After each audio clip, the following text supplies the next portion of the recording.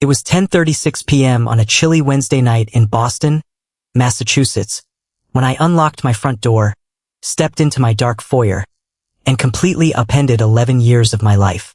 My flight back from Europe had landed 4 days ahead of schedule. The museum exhibition model project I had spent the last 7 months building in Copenhagen wrapped up early. Instead of calling ahead, I decided to pull off a surprise homecoming. I expected an empty, freezing townhouse. I expected to throw my heavy duffel bags on the floor and collapse into bed. Instead, the soft, warm light from the kitchen was spilling into the hallway. A pair of worn canvas sneakers sat neatly by the rug. On the counter sat a mug I recognized immediately, alongside a jar of paintbrushes. I smiled, remembering that my best friend, Hannah, was temporarily staying at my place while her apartment's electrical wiring was being replaced. I set my keys down quietly and walked into the kitchen. Hannah stepped out from the pantry carrying a bowl of popcorn. She was wearing sweatpants and an old, oversized gray t-shirt that belonged to me, one I had accidentally left behind 7 months ago. Her hair was pinned up in a messy bun, and a small smudge of blue acrylic paint rested on her right wrist. She looked up, saw me standing in the doorway, and froze completely solid. "Ben?" she whispered, her eyes wide with total shock. "You look terribly disappointed," I offered, pulling a tired, gentle smile. "You're in Denmark," she insisted, staring at my duffel bag. "That would make this conversation significantly stranger," I replied. Hannah looked at the clock on the wall. "You're not supposed to be home until Sunday night." "Surprise," I said softly. "Yeah," she breathed out. "You definitely accomplished that." I grabbed my bag and turned toward the stairs. I need a warm shower and about 14 hours of sleep. I took 2 steps up the hardwood staircase before Hannah bolted across the room. She reached out and grabbed my forearm, her grip surprisingly tight, her breathing suddenly shallow and uneven.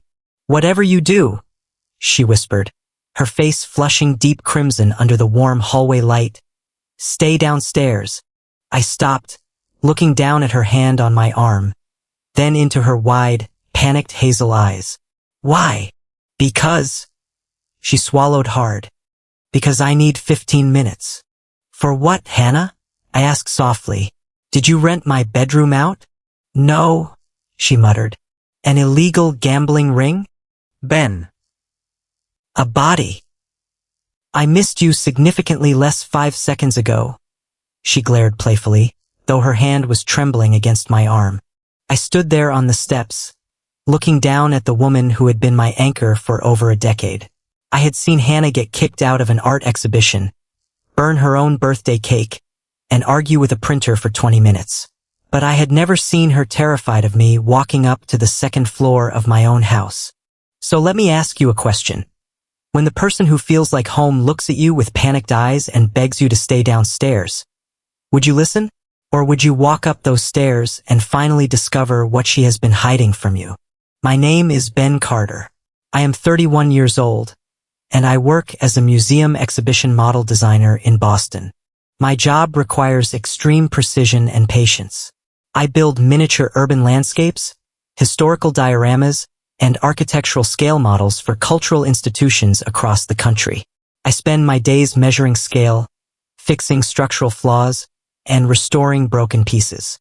I know how to fix almost anything with my hands. Yet for 11 years, I was completely incapable of addressing the one structural flaw in my own personal life. Hannah Walker and I met 11 years ago during our senior year career orientation at university. She had tripped on an electrical cord and spilled half a cup of black coffee across my neatly printed portfolio. Instead of apologizing normally, she looked down at the ruined pages, looked up at me and said, "On the bright side, now your architectural plans have texture." "That is objectively not the bright side," I had replied. "I can redraw the corner," she offered. "It's printed," I pointed out. "Then I will provide emotional support," she declared smoothly. We went for coffee after that disaster, and from that afternoon onward we became inseparable. Over the next decade, Hannah became a permanent fixture in my life. She was an illustrator and mural artist, bringing vibrant, chaotic color wherever she went. She was the person who picked me up from airport arrivals, helped me choose my townhouse, and knew my Wi-Fi password before my own mother did. I was the guy who built frames for her canvas prints, drove her to late-night mural gigs, and brought her food whenever she forgot to eat while chasing a deadline. Whenever our mutual friends asked the inevitable question, "Why aren't you two living together already?" Hannah would laugh and say, "He labels his storage boxes." And I would chime in right on cue, "She thinks chairs are closets." We both laughed, and we were both lying. Underneath my sarcastic humor lay a deep, painful scar. When I was 25, I was in a serious relationship with a woman who demanded that I turn down a 6-month international modeling contract in Europe. She told me, "If you go, it tells me what matters more to you."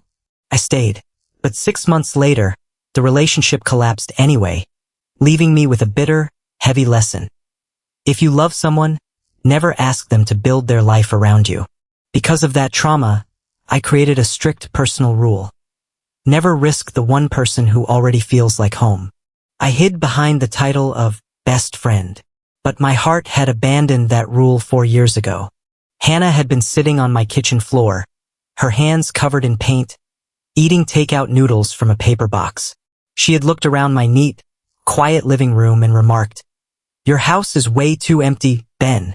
I had looked down at her and thought, "It's only empty when you aren't in it." I never spoke the thought out loud.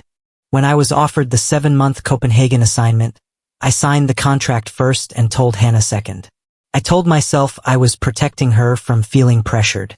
In reality, I was terrified of asking her if my absence would matter to her.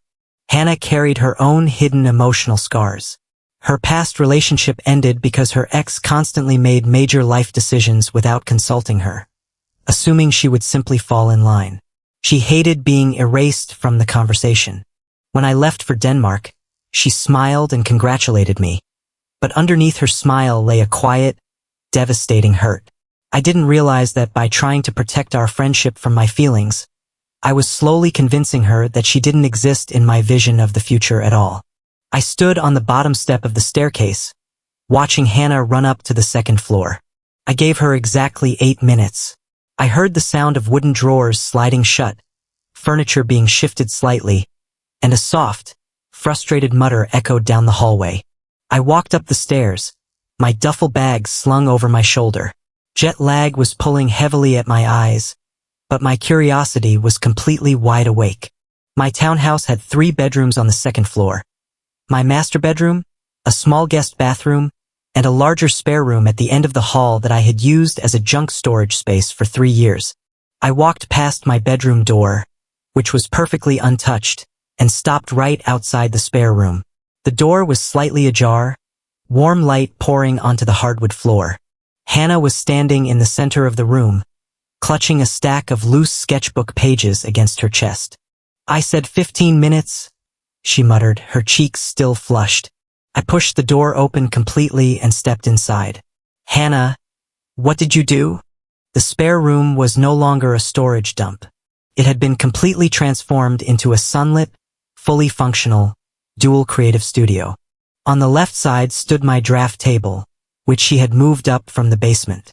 My scale modeling tools, cutting mats, and material boards were neatly organized on new wooden shelving. Beside the desk sat an ergonomic drafting chair, the exact model I had mentioned wanting 6 months ago, but had been too stubborn to buy. On the right side of the room sat her complete artistic universe. Her easel, canvases, jars of acrylic paint, hanging brushes, and rows of color palettes. And in the center of the room, connecting both sides, sat a wide, soft leather armchair, a small side table, and 2 mismatched coffee mugs sitting side by side. I stood completely still in the center of the room, staring at the space. "What is this?" "Your welcome home present," Hannah whispered, looking down at her sneakers. "My welcome home present has your drawing desk in it," I noted softly. "Storage optimization," she offered weakly.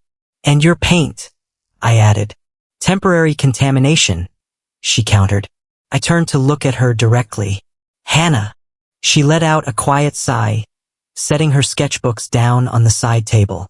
I was working on the kitchen table for the first 2 weeks after my landlord shut down my building's power. It was cramped. I came up here to clear out a box, saw all this empty space, and thought, it was stupid for you to have an entire room sitting empty when you're gone half the year. So you built a studio for both of us in my house?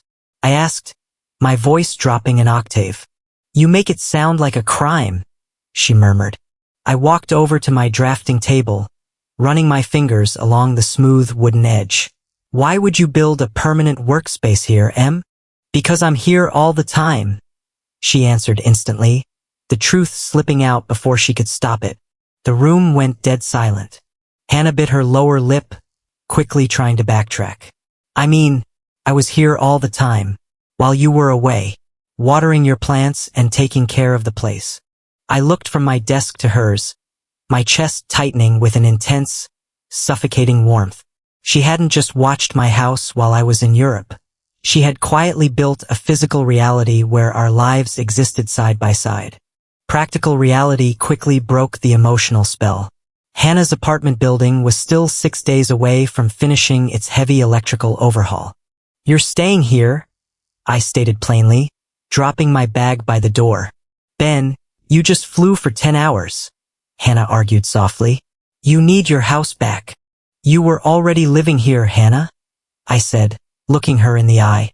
And my guest room couch isn't going to kill me for a few days.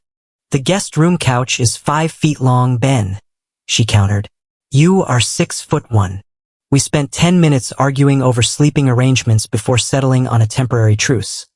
Hannah would take my master bedroom mattress for the first night so I could stretch out on the living room sofa.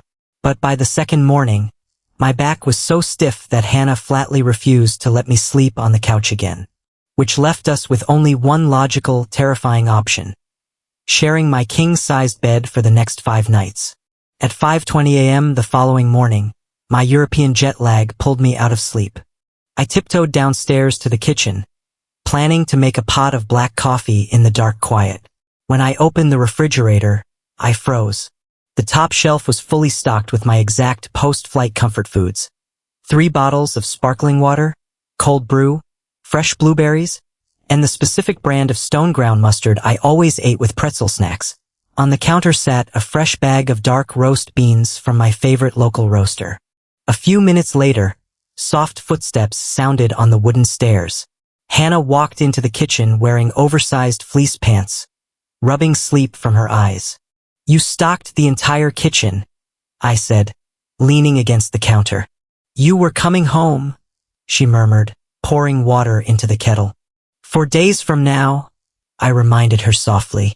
Food has expiration dates, Ben, she said, looking up at me through messy bangs. You remembered what I eat after international travel? You've been doing the exact same thing for 11 years, she countered, her voice dropping. It isn't hard to remember. That is a very long time to pay attention, Hannah, I whispered into the quiet room. Hannah stopped moving, her hand lingering on the kettle handle. You make yourself disturbingly difficult to ignore. Over the next 3 days, the townhouse became an emotional pressure cooker. Hannah's presence was everywhere. Her leave-in hair conditioner sat on the bathroom ledge beside my shaving cream. Her yellow sweater hung on the coat rack beside my heavy winter jacket. Her sketchbook pages were scattered across the coffee table. You fit in here disturbingly well, I remarked on Friday afternoon while we were working upstairs in the new studio. Is that a formal complaint? She asked, leaning back in her chair with a paintbrush held between her teeth. I was standing by her easel, adjusting a clamp on her canvas frame.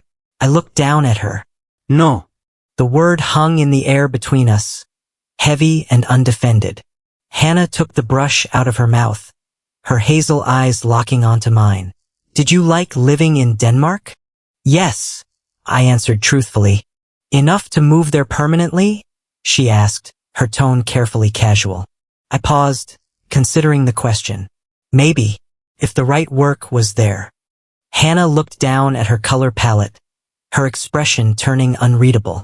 Would you have told me before you signed the lease this time? The question hit my chest with a quiet, sharp thud.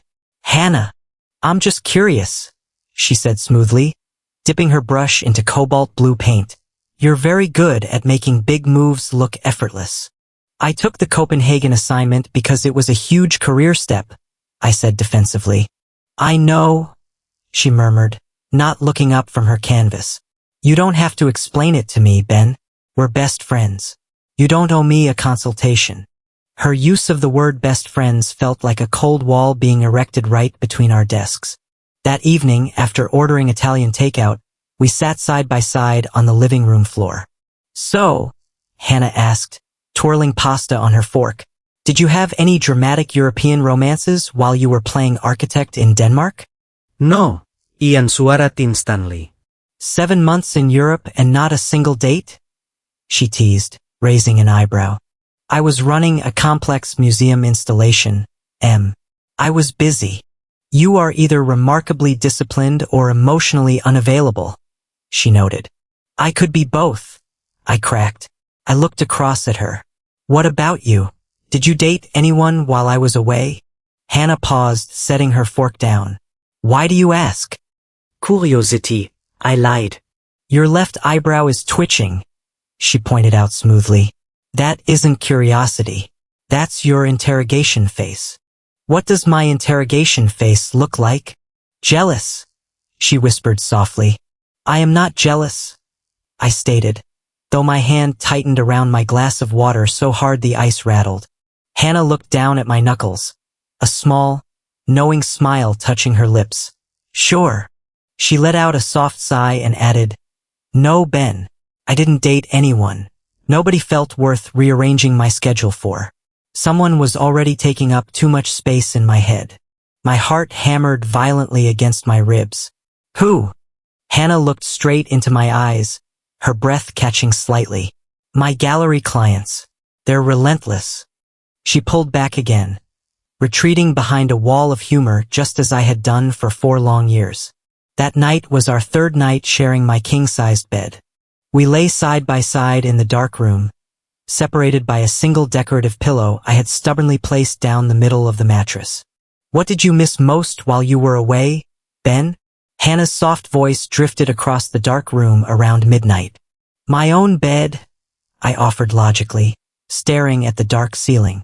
"You've been complaining about this mattress for 3 days," she noted. "My kitchen tools," I tried again. "Romantic," she dryly remarked. I went silent for a long moment, watching the faint reflection of streetlights filtering through the window blinds. "Having someone know when I'm coming home," I confessed into the quiet air, my voice dropping all sarcasm. The room went dead silent.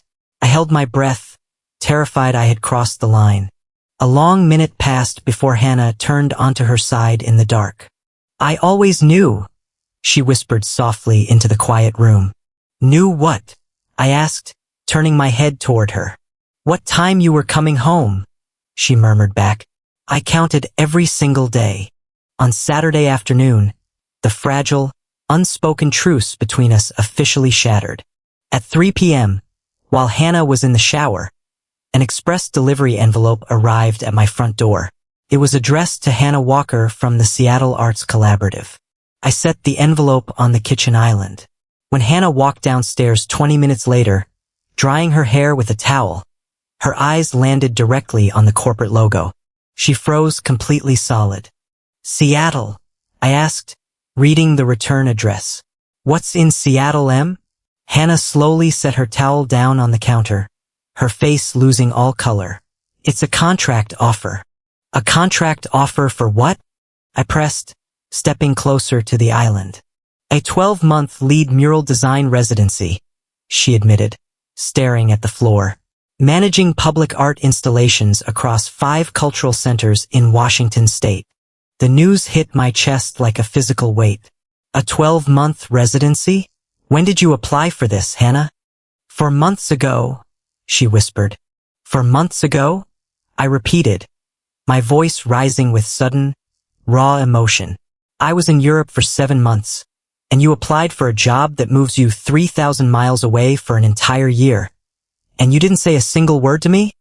Hannah looked up, defensive anger flashing in her dark hazel eyes. "You were in Denmark, Ben. We talked on video 3 times a week, I argued, taking a step toward her. I hadn't been offered the job yet, she shouted back. You could have told me there was something to decide, I yelled, my composure completely fracturing. Hannah let out a sharp, bitter laugh. Oh, that is incredible. That is truly incredible coming from you. Ben Carter. What is that supposed to mean? That is the exact sentence I said to myself when you signed your Copenhagen contract, she screamed, tears welling up in her eyes. You picked up an international assignment, signed the papers, and then informed me after it was already a done deal. You didn't ask how I felt. You didn't ask if it mattered to me. You just mapped out your life and expected me to be sitting right here when you felt like coming back. Because I didn't want to put pressure on you, I yelled back, my voice shaking. I didn't want to make you feel responsible for my career. Stop, she choked out, wiping a tear from her cheek with the back of her hand. Stop excluding me from your life and calling it consideration. The words struck the kitchen like a physical blow. I stood frozen on the hardwood floor, stripped of every argument I had ever constructed. You make every single major life decision completely alone in your head. Hannah wept softly, her voice breaking. And then you call it protecting our friendship. You don't get to erase me from the conversation and tell yourself you're doing me a favor. What was I supposed to do, Hannah? I pleaded, my own eyes stinging with unshed tears. Ask you to build your life around my travel schedule? No, she shouted softly. I wanted you to care whether I missed you. I wanted to matter before you made the decision. She looked at me with devastating clarity, pointing toward the stairs. Why do you think I built that studio upstairs, Ben? I built a shared room for us because it was easier than admitting out loud that I wanted a life that had an us in it. My breath hitched in my throat. The entire world seemed to tilt on its axis. I've been in love with you for 4 years, Hannah. I confessed, the unfiltered truth finally tearing free from my chest. I didn't leave for Denmark because you weren't important. I left because I was terrified that if I let myself ask for what I really wanted, and things went wrong, I would lose the only person in this world who feels like home. Hannah stared at me, her mouth parting in shock, her chest heaving. 4 years. 4 years, I confirmed, taking a step toward her. Maybe longer. 4 is just when I stopped being able to rationalize it. You idiot, she whispered, a watery, breathless laugh breaking through her tears. I've been in love with you for 3 years. 3 years, I repeated in disbelief. I drew a blueprint for us on a piece of paper upstairs. Ben, she cried softly. I wrote maybe someday on the margin because I was terrified you'd see it and tell me I was crazy. I closed the distance between us in 2 long strides, reaching out to cradle her face gently in my hands. You are not crazy, Em. Can I kiss you now? I whispered, my thumb tracing her cheekbone. Or do I need to draft a formal architectural floor plan first? Hannah let out a soft, tearful laugh, leaning into my touch. You're an idiot, Ben Carter. Kiss me. I leaned down and pressed my lips to hers. It was a deep, warm, and desperate kiss, erasing 11 years of silence, witty misdirections, and artificial boundaries. When we finally broke apart, resting our foreheads together in the quiet kitchen, Hannah let out a long, shaky breath. Then she looked over at the Seattle contract sitting on the island. Seattle is still real, Ben. I know, I whispered, holding her tight. Now we make a real plan. The Seattle contract sitting on the kitchen counter required an official digital acceptance by 6 p.m. on Sunday afternoon. It was currently Saturday evening. We had exactly 24 hours to figure out our future. If she accepted, she would relocate to Washington State in 5 weeks for a 12-month residency that represented the largest artistic opportunity of her career. My old, self-sacrificing reflex immediately flared up. You should take the contract, Hannah, I said, sitting beside her at the kitchen island. It's an incredible career move. You have to go. Hannah closed her eyes, letting out a long, tired breath. 20 seconds. What? I asked, confused. It took you 20 seconds to start deciding for me again, she said softly, looking at me with deep disappointment. I am trying to support your career, Em. I argued gently. I am not going to sit here and be the guy who asks you to give up your dreams for me. I am not asking permission to give up my dreams. Ben, she countered, her voice firm. Stop deciding what is best for me, so you don't have to face the risk of actually planning a life together. Tell me what you want, and then let me decide what I do with that information. Her words hit me with absolute clarity. She didn't want me to act like a noble martyr. She wanted me to have the courage to speak my desire out loud, so we could face the future as partners. I don't want you to move 3,000 miles away, Hannah, I confessed, looking directly into her hazel eyes. I want your shoes by my front door. I want your paint ruining my kitchen towels. I want that ridiculous desk upstairs. And I want to know when you're coming home. I took her hands in mine. And I still think you should take the Seattle project if it's what your heart wants. I want both things. I am done pretending love means choosing between my feelings and your passion. A beautiful, tearful smile broke across Hannah's face. Don't choose for me, Ben. Choose with me. That night, we sat side by side at the kitchen table with our laptops open, building a practical, mature long-distance strategy instead of surrendering to fear or dramatic ultimatums.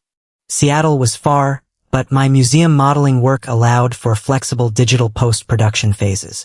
We mapped out a concrete working schedule. A month one, Hannah would establish her mural studio in Seattle. We set fixed video calls for Tuesday, Thursday, and Sunday nights. A month two, I would fly to Seattle for 10 days, bringing my portable drafting setup to work alongside her in her West Coast studio. A month three, Hannah would use her project intermission block to return to Boston for a week. A months 4 to 12, we established a strict rule that we would never go more than 5 weeks without seeing each other in person, splitting all travel costs equally down the middle. A month 6 checkpoint. We agreed to sit down together in person after 6 months to honestly evaluate how the distance was affecting us, promising to speak the raw truth instead of hiding discomfort. You made color-coded calendar schedules, Hannah teased softly, pointing at my laptop screen. Organizational clarity is very romantic, I defended smoothly. I love you, you complete nerd, she whispered, resting her head against my shoulder. I looked over at her. If I got offered another European project tomorrow, Hannah, I still want to go. But I would sit down at this table and talk to you before I ever signed my name. That is all I ever wanted, Ben, she murmured, squeezing my hand. At 5:43 p.m. on Sunday afternoon, 17 minutes before her deadline, Hannah sat at the kitchen table with her cursor hovering over the digital acceptance button for the Seattle Collaborative. She looked over at me, her eyes shining with complete trust. Do you want Seattle? Yes, I said. Do you want us? She asked softly. Yes, I answered without hesitation.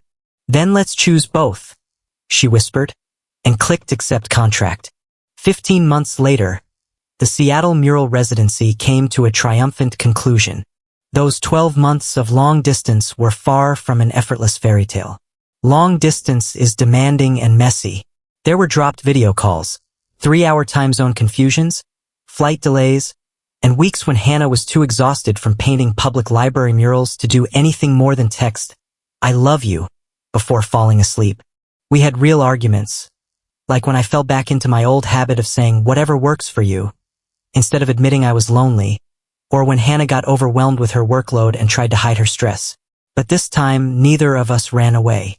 Whenever fear crept in, we picked up the phone and talked through the discomfort until the air was clear again. I flew to Seattle 4 times, and Hannah spent 3 wonderful weeks working alongside me in our Boston townhouse. We didn't sacrifice our ambitions for love. We built a life large enough to hold both. When her 12-month contract ended, her successful work led to a senior hybrid consulting role with an international arts foundation, allowing her to establish her primary studio right back home in Boston. Instead of rushing into an impulsive decision, we waited until her return to formally combine our households. On a crisp autumn afternoon, Hannah officially moved the remainder of her belongings into my townhouse. I was carrying a heavy box of her art supplies up the stairs when Hannah suddenly caught my forearm, using the exact same firm grip from 15 months ago. Stop, she commanded, trying to keep a serious face. Whatever you do, stay downstairs. I looked at her with a knowing smile. Not this again. 10 minutes, she smiled. 10 minutes later, Hannah called me up to the second-floor studio. I walked into the room we had built together. The space was bright and bustling with life. On the wall above our side-by-side desks hung her original pencil sketch of the room layout, the one where she had originally written "maybe someday" in the margin. Only now, she had drawn a neat line through the word "someday," writing a single word underneath it in bold paint. Today. Beside the frame hung a small wooden plaque connecting our desks, carved with a single word, "Ours." Too much? She asked, leaning against my shoulder. You painted on my wall again? I teased, wrapping my arm around her waist. Our wall, she corrected softly. I looked at the woman who had transformed my neat, quiet townhouse into a home filled with color, courage, and unconditional love. I used to think that the most noble thing you could do for someone you loved was to keep your distance so you would never hold them back. I called it freedom. Hannah taught me the truth.